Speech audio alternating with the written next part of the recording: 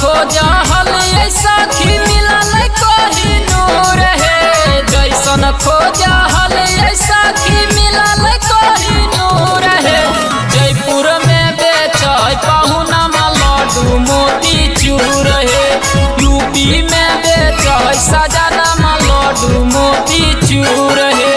मीठ लगा है बोलिए सैया के जैसे मीठा गुड़ है। मीठ लगा है बोलिए सैया के जैसे मीठा गुड़ है।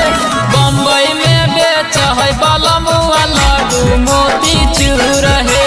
पटना में बेचे है सजना लड्डू मोती चूर है।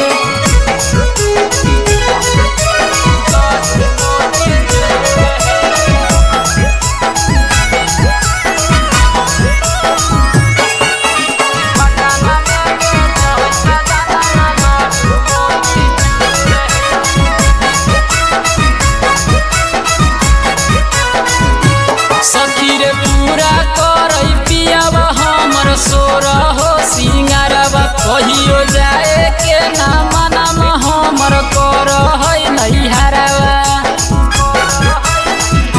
सखी रे पूरा कर पियावा हमर सोरा हो सिंगारवा कहियो जाए के नाम नाम हमर कर है नैहरवा। फोन कर सुबह समर है भले दूर है। फोन कर सुबह समर है भले दूर है। झारखंड में बेचे है पहुना लड्डू मोती चूर है। बंगाल में बेचे है सजना लड्डू मोती चूर है।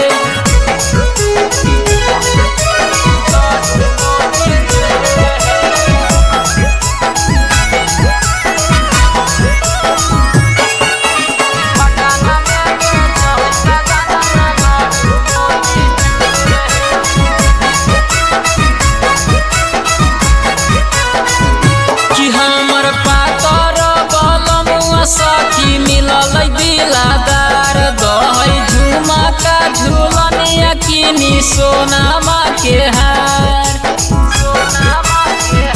कि हमर पातर बलमुआ सखी मिलल दिलादार दही झुमका झूलनिया किनी सोनामा के हार। कैल कैकारा खाना सूरज बलमुआ गौरखपुर है। कैकारा खाना विकास बलमुआ गौरखपुर है। मोतिहारी में बेचे पहुना लड्डू मोती चूर है। किशनगंज में बेचे सजना लड्डू मोती चूर